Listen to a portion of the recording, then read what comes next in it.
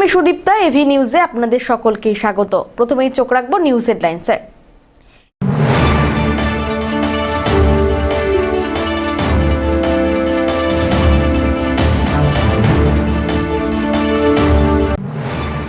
নতুন বছরে উত্তরবঙ্গে রেল যোগাযোগে বড় সুখবর, জলপাইগুড়ি পাচ্ছে একাধিক সম্ভাব্য ট্রেন পরিষেবা।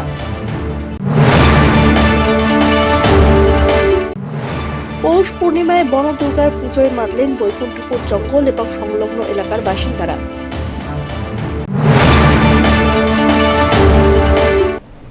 এবার আসছে বিস্তারিত সংবাদে। নতুন বছরে উত্তরবঙ্গের রেল যোগাযোগে বড় সুখবর, জলপাইগুড়ি পাচ্ছে একাধিক সম্ভাব্য ট্রেন পরিষেবা। নতুন বছরের শুরুতেই উত্তরবঙ্গ তথা জলপাইগুড়িবাসীর জন্য বড় সুখবর দিলেন জলপাইগুড়ির সাংসদ ডক্টর জয়ন্ত কুমার রায়। শুক্রবার সন্ধ্যায় জলপাইগুড়িতে তার বাসভবনে আয়োজিত এক সাংবাদিক বৈঠকে তিনি রেল যোগাযোগের একাধিক গুরুত্বপূর্ণ পরিকল্পনার কথা তুলে ধরেন। সাংসদ জানান, হাওড়া থেকে কামাখ্যা পর্যন্ত একটি নতুন বন্দে ভারত স্লিপার ট্রেন চালু হওয়ার সম্ভাবনা প্রবল। এই অত্যাধুনিক ট্রেনটির স্টপেজ জলপাইগুড়ি রোড সহ উত্তরবঙ্গের একাধিক জেলায় দেওয়ার প্রস্তাব রয়েছে। ফলে দ্রুত, স্বাচ্ছন্দ্যপূর্ণ ও আধুনিক যাত্রার সুবিধা পেতে চলেছেন এই অঞ্চলের মানুষ। এছাড়াও তিনি জানান, দুটি অমৃত ভারত এক্সপ্রেস ট্রেন আলিপুরদুয়ার থেকে যাত্রা শুরু করে যথাক্রমে মুম্বাই ও বেঙ্গালুরু যাবে। এই ট্রেনগুলির ক্ষেত্রে উত্তরবঙ্গের গুরুত্বপূর্ণ স্টেশনগুলিতে স্টপেজ দেওয়ার বিষয়ে আলোচনা হয়েছে। আরও এক গুরুত্বপূর্ণ ঘোষণায় সাংসদ জানান, বর্তমানে বালুরঘাট পর্যন্ত চলাচলকারী বালুরঘাট এক্সপ্রেসকে হলদিবাড়ি পর্যন্ত বাড়ানোর পরিকল্পনাও রয়েছে। সব মিলিয়ে নতুন বছরে উত্তরবঙ্গের যোগাযোগ ব্যবস্থায় বড় সড় পরিবর্তনের ইঙ্গিত মিলল সাংসদের বক্তব্যে, যা বাস্তবায়িত হলে জলপাইগুড়ি ও আশেপাশের জেলার বাসিন্দাদের দৈনন্দিন যাতায়াতে নতুন গতি আসবে বলেই মনে করছেন সংশ্লিষ্ট মহল। আমাকে অনেকেই ফোন করেছিলেন, আপনাদের মধ্যেও অনেকজন ফোন করেছিলেন যে নতুন কিছু হচ্ছে কিনা। তো নতুন বছরে নতুন কিছু আশা করা তো খুব স্বাভাবিক। তো রিসেন্টলি আপনাদের মুখেই শুনতে পেলাম যে একটা আপনি বন্দে ভারত স্লিপার হাওড়া টু কামাখ্যা এটা চালু হতে যাচ্ছে। খুব শীঘ্রই এটা হবে, তার প্ল্যান প্রস্তুতি সেটা চলছে। এবং এখানকার অনেক মানুষ আমাকে বলেছে জলপাইগুড়ি রোডে যাতে, ওখানে একটা দ্বন্দ্ব ছিল মানুষের মধ্যে যে জলপাইগুড়ি বলছে, জলপাইগুড়ি কোন জলপাইগুড়ি, নিউ জলপাইগুড়ি না জলপাইগুড়ি। দেখুন, আমি তো জলপাইগুড়ির মানুষ হিসেবে এবং জলপাইগুড়ির সাংসদ হিসেবে আমার এনজেপিও আমার প্রিয়, জলপাইগুড়ি তো অত্যন্ত প্রিয়, সেটা সম্বন্ধে তো কারোর ডাউট থাকার কথাই না, এতদিন বুঝেই গেছেন আপনারা। তো সুতরাং আমার দুই জায়গায় চাই এরকম একটা, আমার একটা অনুরোধ আমি করেছি। তারা ফিজিবিলিটি, এই জলপাইগুড়ি রোডে তারা সেই ফিজিবিলিটিটা স্টাডি করে, মানে কি সমস্ত কিছু বিচার বিবেচনা করে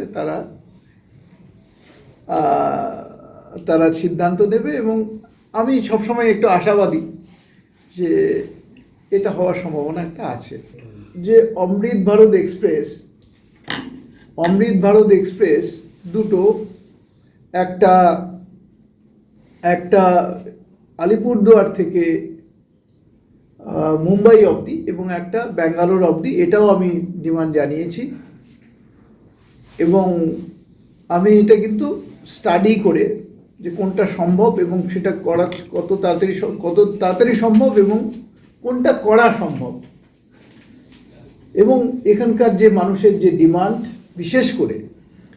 বিশেষ করে গরিব মানুষ যারা কাজকর্ম করতে যান এসব জায়গায়, এবং যারা পেশেন্ট দেখাতেন, পেশেন্টের একটা বিরাট আছে যে সাউথ ইন্ডিয়া বা পশ্চিম ভারত বা মুম্বাইতে যান, একটা বিরাট সংখ্যক মানুষ যাতে যাতায়াত করতে পারে, সেই জন্য এই দুটো ট্রেনের দাবি জানিয়েছি। এবং সেটা নিশ্চয়ই জলপাইগুড়িতে, ফালাকাটায়, ধূপগুড়িতে, ময়নাগুড়িতেও আমি স্টপেজ দেওয়ার চেষ্টা করছি। এগুলো আপনারা পরবর্তীতে দেখতে পাবেন, আশা করি সেটাও আমরা পাবো। একটা জলপাইগুড়ি রোড, এই যে জলপাইগুড়ি রোড স্টেশনের পরে যে এই যে ডেঙ্গুবাজার চা বাগান যেতে একটা যে গেট, রেল গেট আছে, সেখানে খুব যানজট হয়, এটা আপনারা সবাই জানেন। এটা নিয়ে আপনারা জানেন যে আমি সেখানে রেলওয়ে আধিকারিকদের নিয়ে এসেছিলাম, তাদেরকে দেখিয়েছিলাম, তারা স্টাডি করেছে এবং তারা কিন্তু রিকোয়েস্ট লেটার দিয়েছে এখানকার স্থানীয় প্রশাসক অর্থাৎ ডিএমকে, যে জমি যাতে দেওয়া হয়, তাহলে রেল এটা করতে পারবে। কি করবে? রেল করবে। কি করবে? এখানে ফ্লাইওভার করবে। আচ্ছা, যাই হোক, ফ্লাইওভার বা ওদের যেটা করা যায় আর যাই হোক এরকম করবে ওরা, সেটা জানিয়েছে, কিন্তু এখন পর্যন্ত তার কোনো অনুমতি, এনওসি কিছু পাওয়া যায়নি। এটা একটা ইম্পর্টেন্ট ইনফরমেশন বলে আমার মনে হয়। রাজ্য সরকার কিনা এটা তো আপনার বোঝাই যে আমি কি বলেছি, আবার রিপিট করার তো কোনো মানে হয় না। জেলা প্রশাসনের কাজটা থমকে এনওসি দেয়নি। যেমন করে ঠাকুরনগরে আপনারা জানেন, ঠাকুরনগরে যে ফ্লাইওভারটা হওয়ার কথা ছিল 83 লক্ষ টাকা, পুরোটাই রাজ্যকে কিচ্ছু দিতে হবে না। 83 লক্ষ টাকা যেটা অ্যাপ্রুভ করা হয়েছিল, স্যাংশন করা হয়েছিল রেলের তরফ থেকে, আজকে সেখানেও কিন্তু জমি জটের কারণে দুইবার জানানো, আমার নিজেরই জানা দুবার, একটা অগাস্ট মাসে এবং একটা অক্টোবর মাসে, তার জন্য চিঠি করা হয় এখানকার যে প্রশাসককে, ডিএমকে, কিন্তু সেক্ষেত্রেও কিন্তু এখনও জমি হ্যান্ডওভারের কাজ হতে পারেনি বলে এটা কিন্তু করা যাচ্ছে না। ধীমান রায়ের রিপোর্ট, এবি নিউজ।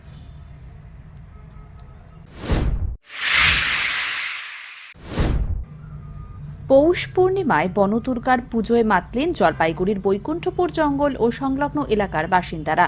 কথিত আছে, বৈকুণ্ঠপুর জঙ্গলের গভীরে দিল্লি ভিটা চাঁদের খাল এলাকায় পৌষ মাসের পূর্ণিমা তিথিতে বনদুর্গা পুজোয় সূচনা করেছিলেন দেবী চৌধুরানী ও ভবানী পাঠক।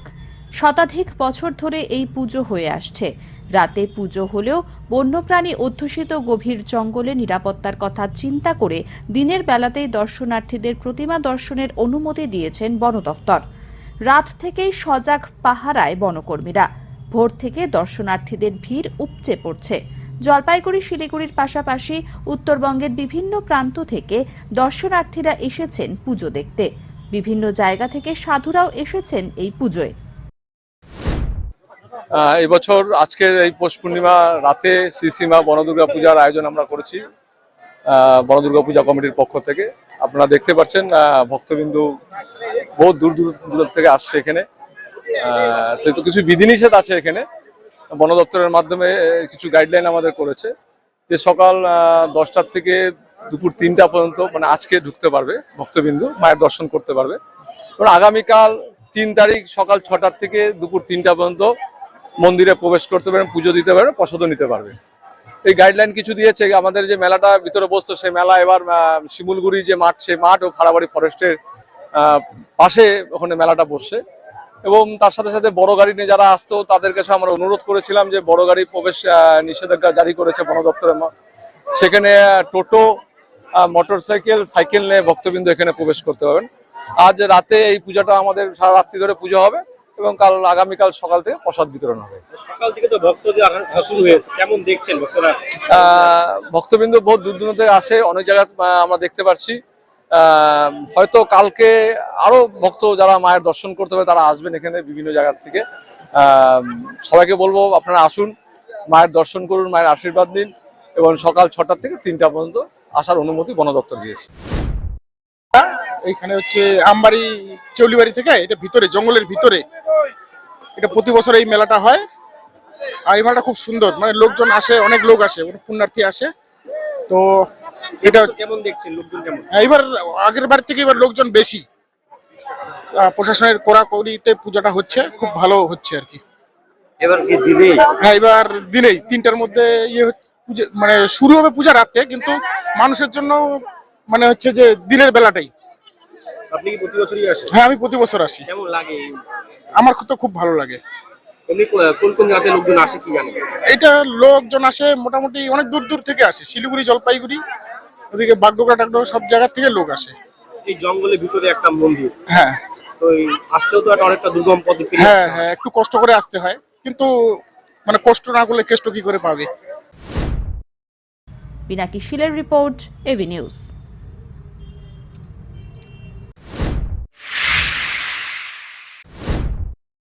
পিছন থেকে ব্যাগ দিয়ে হামলা, গুরুতর আহত এক ব্যক্তি, তদন্তে নামল পুলিশ।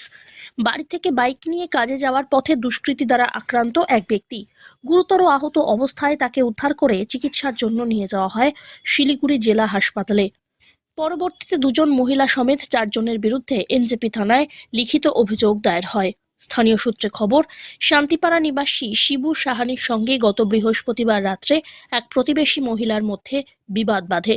পরবর্তীতে ওই মহিলার 2 ছেলে ও পাড়া প্রতিবেশীরা শিবু সাহানির বাড়িতে হামলা চালায়, তাকে মারধর করে। তারপরেও থেমে থাকেনি হামলাকারীরা। যখন শিবু সাহানি নিজের বাইক নিয়ে কাজে যাওয়ার উদ্দেশ্যে বের হন, তখন পিছন থেকে সুমিত সরকার, গুড্ডু সরকার, গণেশ রায় ব্যাট নিয়ে পিছন থেকে শিবু সাহানিকে আক্রমণ করে। ব্যাটের ঘায়ে বাইক থেকে নিচে পড়ে যান শিবু। তারপরেই চলে বেধড়ক মারধর। সাথে মমতা সরকার আর রেখা রায় নামে 2 জন মহিলাও সঙ্গ দেয় এই কাজে।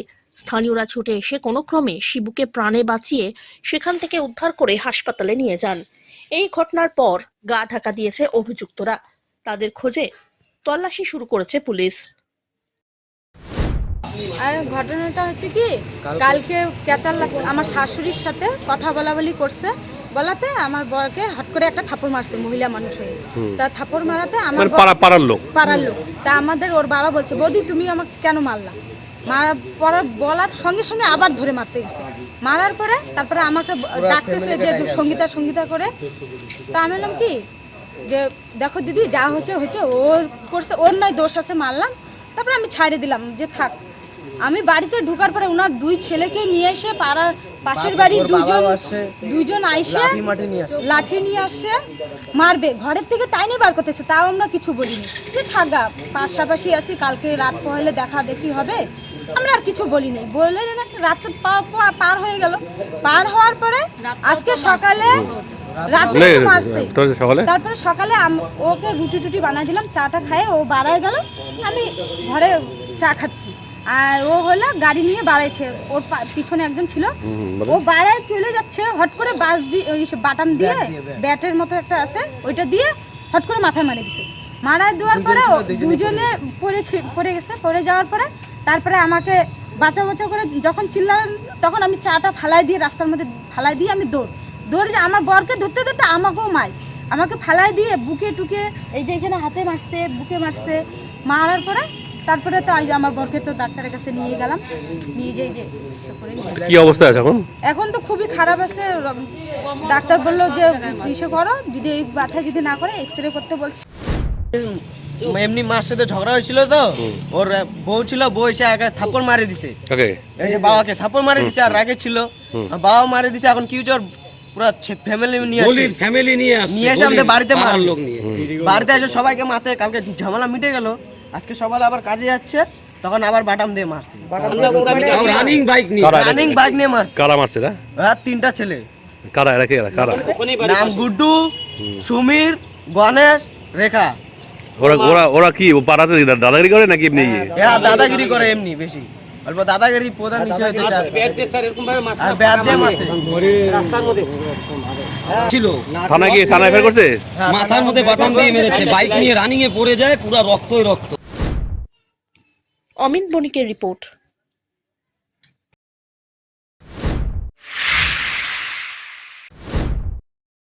টিনের চাল, মুলি বাঁশের বেড়া, বর্ষায় চাল দিয়ে জল পড়ে, 2টি মাত্র ঘর, তাতেই 2 ছেলে এবং স্ত্রী সাহিরুন খাতুনকে নিয়ে বসবাস সামিউল হকের। তার সামান্য চায়ের দোকানের ওপরেই সংসার চলে। আর্থিক অনটনের কারণে বড় ছেলে ইতিমধ্যে পড়াশোনা ছেড়ে ছোট একটি ব্যবসা শুরু করেছে, কিন্তু জলপাইগুড়ি সদর ব্লকের গড়ালবাড়ি বলিপাড়ার এই আর্থিক দিক থেকে পিছিয়ে পড়া পরিবারের ছোট ছেলে রাসেল হক দিল্লিতে হতে চলা বিকশিত ভারত ইয়াং লিডার্স ডায়ালগ 2026-এ যোগদান করে জেলার মুখ উজ্জ্বল করতে চলেছে। সেই দিক থেকে রাসেল এখন জেলা প্রশাসনিক কর্তাদের চোখের মণি। এদিন সদর বিডিও মিহির কর্মকার তাকে ডেকে শুভেচ্ছা জানান, পাশাপাশি একাধিক উপহার তুলে দিয়েছেন। সেই সাথে রাসেলের জলপাইগুড়ি থেকে কলকাতা যাবার ব্যবস্থা করে দেওয়ার নির্দেশ দিয়েছে স্থানীয় গ্রাম পঞ্চায়েতের প্রধানকে। বিডিও জানান, জেলা থেকে এই প্রথম প্রধানমন্ত্রীর সামনে এই ধরনের ডায়লগ কর্মসূচিতে কোনো ছাত্র যোগ দিতে চলেছে। রাসেলের এই জার্নিটা কিন্তু মোটেই সহজ নয়। গড়ালবাড়ি উচ্চ বিদ্যালয় থেকে কলা বিভাগে উচ্চ মাধ্যমিক পাশ করবার পর আর্থিক কারণে একটা সময় পড়াশুনো ছেড়ে দেবার উপক্রম হয়েছিল, কিন্তু কোনো এক ব্যক্তির পরামর্শে স্টুডেন্ট ক্রেডিট কার্ডের মাধ্যমে ঋণ নিয়ে শহরের একটি বেসরকারি ম্যানেজমেন্ট কলেজে আইটি কোর্সে ভর্তি হয়। বর্তমানে সে 3য় বর্ষের ছাত্র, কিন্তু বিকশিত ভারত ইয়াং লিডার্সের খোঁজ পেল কিভাবে? এক্ষেত্রে রাসেলের বক্তব্য, তার নেশা মোবাইলে বিভিন্ন ওয়েবসাইট ঘাঁটা। সেই বিষয়টা এটা প্রথমেই আমি বলি যে এটা আমাদের এখনও 70% ছেলেমেয়েরা এখনও জানে না, আমাদের ডিস্ট্রিক্টের, আমাদের রাজ্যেরই কেউ জানে না সেরকমভাবে। তো আমি সবসময় ওয়েবসাইট ঘাটাঘাটি করি এবং আমি এটা বুঝতে পারি যে এটা একটা অনেক বড় 2024-এ যখন চালু হয়েছিল, এখন এটা ফুলফিলভাবে ওরকম চালু হওয়া শুরু করে নাই, ওরকম ক্রেজ হয় নাই। যখন এটা কম্পিটিশানে একটা হয়ে দাঁড়াবে, এটা 2027 বা 28 বা 30-এ যখন দাঁড়াবে এটা কম্পিটিশন ওয়াইজ, তখনও সবাই এটা কম্পিটিশন বা মানে সেরকম ভাবে নিবে যেটা আমরা করতে পারবো। আর এরকম একটা অপরচুনিটি যে আমরা প্রধানমন্ত্রীর সামনে আমাদের আইডিয়াসগুলো রাখতে পারবো, এটা ভেবে আমাদের অনেক মানে গর্ব লাগে। মানে দেশের আগামী ভবিষ্যতের অবশ্যই অবশ্যই অবশ্যই উন্নয়নের জন্য। এটা তোমার পরিবার তো, যেটা জানতে পারলাম যে বাবা সামান্য একজন চায়ের দোকান চালিয়ে করে, তারপরেও তোমার এত বড় একটা অ্যাচিভমেন্ট কিভাবে পার করলে? এটা দেখেন, এটা আমি তো ছোটো থেকে এগুলাতে আমি অনেক অ্যাক্টিভলি আমি কাজ করতাম, অ্যাক্টিভলি পড়াশোনা করতাম। তারপরে আমি এটা জানতে পারি যখন এই ওয়েবসাইটে দেখলাম, তারপরে আমি ফার্স্ট স্টেজ পাস করি কুইজ কম্পিটিশনে, তারপরে এসএ রাইটিংকেও পাস করে যাই, ডিস্ট্রিক্ট লেভেলে ছিল। তারপরে আমি পিপিডি প্রেজেন্টেশন হয়েছিল বীরভূমে শান্তিনিকেতনে, সেটা পাস করলাম। পাস করার পরে এখন তো আমি স্টেজ লেভেলে আছি। এটা স্টেপ বাই স্টেজ যখন হয়েছিল, আমি সেটার জন্য প্রিপেয়ার করার জন্য টাইম পাইছিলাম, তাই জন্য আমি আজকে এই জায়গায় আছি। হ্যাঁ, বিডিও স্যার তো অনেক ফেলিসিটেশন দিল, অ্যাপ্রিসিয়েশন দিল আমাকে যে আমি এরকম একটা অ্যাচিভমেন্ট করেছি। সেটার জন্য তো অবশ্যই আমাদের যে সদর বিডিও আছেন, আমাদের প্রধান সাহেব আছেন, সবার একটা অ্যাপ্রিসিয়েশন, একটা অ্যাচিভমেন্ট বড়। মূলত এটা বিকশিত ভারত ইয়াং লিডার্স 2026-এ এটা ভারত মণ্ডপম নিউ দিল্লিতেও হতে যাচ্ছে, যেটা 9 থেকে 12 তারিখ অবধি এটা অর্গানাইজ হয়ে যাবে। এটা ভারতবর্ষের সবই স্টেট থাকবে, ওখানে টিম ওয়াইজ ডিভাইড করা থাকবে। আমার কাজটা, আমি আমার প্রেজেন্টেশন রাখবো সেই প্রাইম মিনিস্টারের সামনে আমার প্রেজেন্টেশনটা, যেটা আমার প্রেজেন্টেশন আমি প্রত্যেকটা স্টেজে চলে আসছি, সেই প্রেজেন্টেশনটাই আমি প্রধানমন্ত্রীর সামনে রাখবো। এবং আমার আইডিয়াস থেকে যদি কোনো ভালো কোনো আসে, সেটা দেশের জন্য ইমপ্লিমেন্ট করা, এটা অনেক বড় অ্যাচিভমেন্ট আমার সবচেয়ে বড়। হ্যাঁ, অবশ্যই একটা বড় অ্যাচিভমেন্ট। আমাদের যে ভারতবর্ষ দিন দিন যে অগ্রগতির দিকে এগিয়ে যাচ্ছে সেই বিষয়ে, এবং আমাদের রাজ্যের ক্ষেত্রেও বলবো আমি যে বিভিন্ন ক্ষেত্রে আমাদের কিছু আইডিয়াজের প্রয়োজন হয়, যার দ্বারা আমরা পরবর্তী ক্ষেত্রে অনেক দ্রুত এগিয়ে যেতে পারি। কিছু আইডিয়া, কিছু পদ্ধতি, কিছু টেকনোলজি, এইগুলোর মাধ্যমে আমরা এগিয়ে যেতে পারি। তো সেই আইডিয়াই ক্রিয়েট করেছে রাসেল হক। এটা আমাদের জলপাইগুড়ির সন্তান হিসেবে আমাদের কাছে খুবই গর্বের বিষয়। এবং আপনারা হয়তো জানবেন যে রাসেল হকের বয়স মাত্র 20 বছর, গড়ালবাড়িতে বাড়ি তার। তো সে যে এই রকম একটা অ্যাচিভমেন্ট নিয়ে আমাদের কাছ থেকে আমাদের এইখান থেকে যাচ্ছে, এটা আমাদের অন্যান্য যারা যুব সমাজ আছে তাদেরকে পথপ্রদর্শক হিসেবে আমরা তুলে ধরতে পারবো তাদেরকে, এবং এটা একটা অনুপ্রেরণামূলক ঘটনা।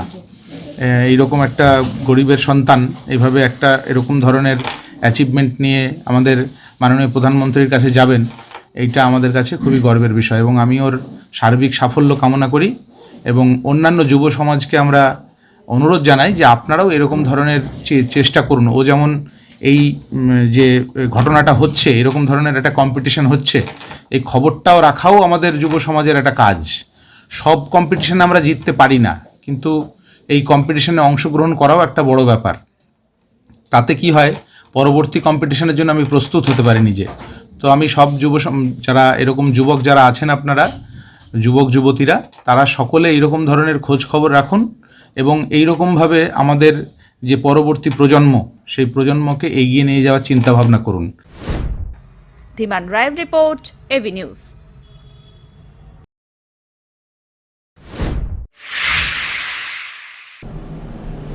নিয়ে নিচ্ছে ছোট্ট একটি বিরতি, ফিরে আসছি বিরতির পর, সঙ্গে থাকুন। জলপাইগুড়িতে এই প্রথম পশ্চিমবঙ্গ খাদি ও গ্রামীণ শিল্প পর্ষদের উদ্যোগে স্থায়ীভাবে উদ্বোধন হলো খাদি গ্রামীণ সেলস আউটলেটের। জেলা পরিষদের সহযোগিতায় জেলা পরিষদের সামনে শুরু হলো খাদি আউটলেটের পথ চলা। এখানে পাওয়া যাবে খাদির শাড়ি, মহিলা ও পুরুষদের রকমারি পোশাক, চুড়িদার, বাহারি শাড়ি, গামছা সহ নানা ধরনের পোশাক। এছাড়াও স্বনির্ভর গোষ্ঠীর মহিলাদের হাতে তৈরি করা খেজুরের গুড়, মধু, ঘি সহ বিভিন্ন খাদ্য সামগ্রী মিলবে স্টল থেকে। আউটলেট থেকে খাদির সামগ্রী সুলভ মূল্যে কিনতে পারবেন সকলে।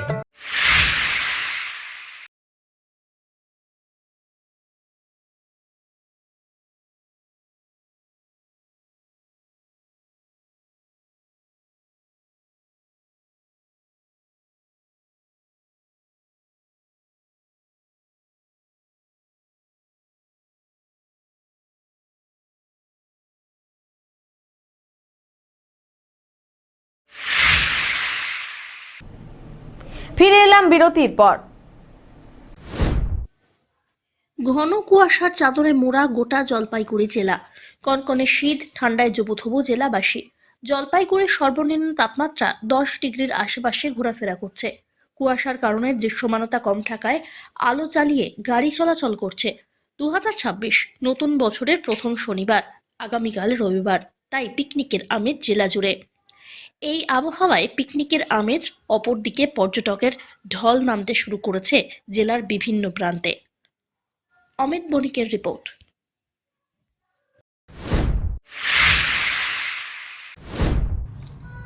ছাত্রীদের হাতে খাবারের স্টল জলপাইগুড়ি রাষ্ট্রীয় উচ্চ বালিকা বিদ্যালয়ে। স্টুডেন্ট উইক উপলক্ষে দ্বিতীয় দিনে রাষ্ট্রীয় বালিকা উচ্চ বিদ্যালয়ের ছাত্রীরা নিজেদের হাতে বিভিন্ন ধরনের খাবারের সম্ভার নিয়ে এসেছিলেন বিদ্যালয়ে। শনিবার এই খাবারের স্টলে ছাত্রীদের অভিভাবকরা উপস্থিত হয়ে কুপন সংগ্রহ করে বিভিন্ন ধরনের খাবার চেখে দেখলেন। শুক্রবার থেকে শুরু হয়েছিল জেলা প্রশাসনের উদ্যোগে স্টুডেন্টস উইক, আর এই উপলক্ষে আজ রাষ্ট্রীয় উচ্চ বালিকা বিদ্যালয়ের ছাত্রীদের নিজেদের হাতে তৈরি বিভিন্ন রকমারি খাবার, যার মধ্যে পিঠে, পুলি, ঘুগনি, ঝালমুড়ি সহ অন্যান্য খাবারের কুপনের মাধ্যমে শিক্ষিকারা, ছাত্রী ও অভিভাবকরা ছাত্রীদের হাতের খাবার খেয়ে আপ্লুত হয়েছেন। আমাদের স্টলে আছে ঘুগনি, মানে কালো ছোলার ঘুগনি, আর মশলা কুক আর স্যান্ডউইচ। নিজে বানিয়েছো? হ্যাঁ, বাড়িতে হেল্প করেছে। সেটা কি সমস্ত মানে ছাত্রীরা খেয়ে নিয়েছে নাকি আরো আছে? আছে, মানে এখন আপাতত শেষ, আছে আবার আনছে। আমাদের স্টলের নাম মিষ্টি আলাপ। আমরা বানিয়েছি কেক, তারপর গাজরের হালুয়া, কফি।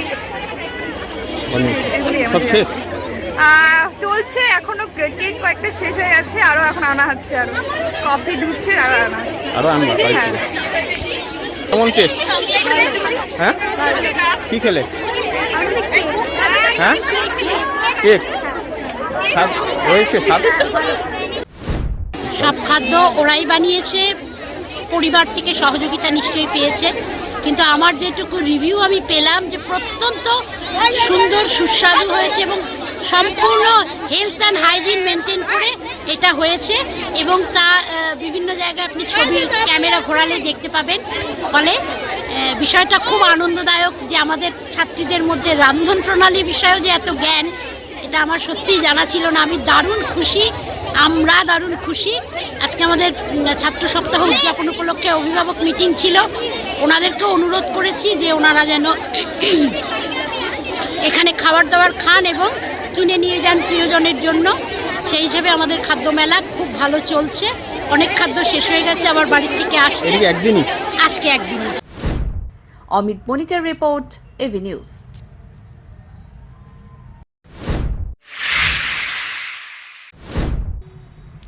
তিস্তার চরে এখন সবুজের আশা। যতদূর চোখ যায় চারপাশ যেন শুধুই সবুজ বাগান। এবছর আলুর ক্ষতি সামাল দিতে মটরশুটির চাষেই ভরসা কৃষকদের। জলপাইগুড়ি সদর ব্লকের বারোপেটিয়া নতুন বস পঞ্চায়েত এলাকার রংথামালি ও বোদাগঞ্জ সংলগ্ন তিস্তা নদীর চর এখন কার্যত মটরশুটির হাবে পরিণত হয়েছে। প্রায় 1000 একর বিস্তীর্ণ চর জুড়ে শুরু হয়েছে মটরশুটির চাষ। আলু চাষে ক্ষতির মুখে পড়ে বিকল্প ফসল হিসেবে এই সবুজ ফসলেই এখন আশার আলো দেখছেন স্থানীয় কৃষকরা। শীত আসার আগেই আলু চাষ শুরু করেছিলেন বহু কৃষক, কিন্তু পাহাড়ে অসময়ের ভারী বৃষ্টির জেরে তিস্তার জলস্তর হঠাৎ বেড়ে যাওয়ায় চর এলাকার আলু ক্ষেত ডুবে যায়। ব্যাপক ক্ষতির মুখে পড়েন চাষিরা। সেই ক্ষতি সামলাতে কেউ দেরিতে আলু চাষ শুরু করলেও অনেকেই আলুর বদলে মটরশুটির চাষে ঝুঁকেছেন। ক্ষতিগ্রস্ত দুই আলু চাষি জানান, এখন সকাল রাতে কুয়াশা থাকছে, যা আলু চাষের পক্ষে অনুকূল। অন্যদিকে আরেক কৃষকের কথায় একবার ক্ষতির পর আর ঝুঁকি নেননি। চাষিদের মতে মটরশুটি চাষে তুলনামূলকভাবে কম সারের প্রয়োজন হয়। তিস্তার চর এলাকার মাটিতে ফলনও ভালো হয়। এখানকার মটরশুটির স্বাদ ও দানার গুণগত মান উন্নত হওয়ায় পাইকারদের মাধ্যমে এই ফসল এখন যাচ্ছে অসম এবং কলকাতার বাজারে। জেলা উদ্যান পালন দপ্তর যুগ্ম অধিকর্তা অলোক কুমার মণ্ডল জানান, জেলায় মোট 2700 হেক্টর জমিতে মটরশুটির চাষ হয় এবং উৎপাদন প্রায় 22,300 মেট্রিক টন। 1000 একর বিঘা আর আলু হচ্ছে মোটামুটি 50,000 একর বিঘা। বেশি মটরশুটিটাই, মটরশুটি কম আছে, আলুটা বেশি। আলুটা বেশি। এটা কি প্রজাতির মটরশুটি? এটা কি PSM 3 বলে, হাইব্রিড। হাইব্রিড। এটা ফলন কেমন দেয় তাও? ফলন 12 কুইন্টাল 14 কুইন্টাল আসে বিঘা। একটা গাছে কেমন কত কেজির মতো দেয়? একটা গাছে 5টা 6টা ফুল হয়, ফল হয়। মানে এক কেজির মতো হয়? না না, 1-150 গ্রাম। 1-150 গ্রাম প্রতি গাছে। মানে ফলন যদি ভালো হয় লাভ হবে? হ্যাঁ, ফলন ভালো হলে লাভ হবে, দামটা ভালো থাকলে লাভ হবে। এবছর এই পাশে তিস্তার জল এসেছে কি? তিস্তার জল বর্ষায় আসছিল, বস্তা আসছিল, মানে ফলন ভালো হওয়ার পরিকল্পনা। মানে মানুষে যে আলু লাগাইছিল যখন প্রথম চান্সে, সেই আলুটাও নষ্ট হয়ে গেছে। এটা আপনার ওই একটা দুর্যোগ যে গেল, বর্ষা যে বন্যা গেল একটা, সে বন্যার পরে লাগানো। কি আশায় আছেন আপনারা, কেমন ফলন পায়? এখন ফলনের আশায় আছি, দেখি কি হয়। আর মেন হচ্ছে দামের মেন ভরসাটা। দামটা যদি ভালো হয় তাহলে তবেই আমাদের। তিস্তার চর একবারে মটরশুটির হাব, মটরশুটির গ্রাম হয়ে দাঁড়াইছে। হ্যাঁ, তিস্তার চরের তো নাম করা মটরশুটি, মানে উত্তরবঙ্গের মধ্যে নাম করা হচ্ছে তিস্তার চর। তিস্তার চরে মটরশুটি। এই মটরশুটি যায় কোন দিকে? এটা যাচ্ছে আপনার আসাম। অমিত বণিকের রিপোর্ট, এভি নিউজ।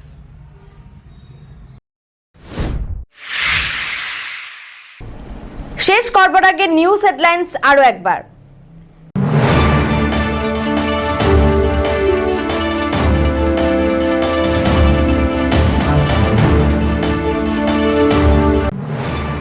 নতুন বছরে উত্তরবঙ্গের রেল যোগাযোগে বড় সুখবর, জলপাইগুড়ি পাচ্ছে একাধিক সম্ভাব্য ট্রেন পরিষেবা।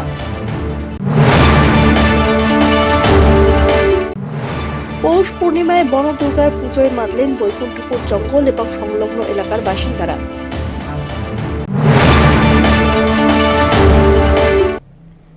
এখনকার মতন এভি নিউজ এ পর্যন্তই। পরবর্তীতে আসছি আরো সংবাদ নিয়ে। দেখতে থাকুন আমার ভিশন। নমস্কার।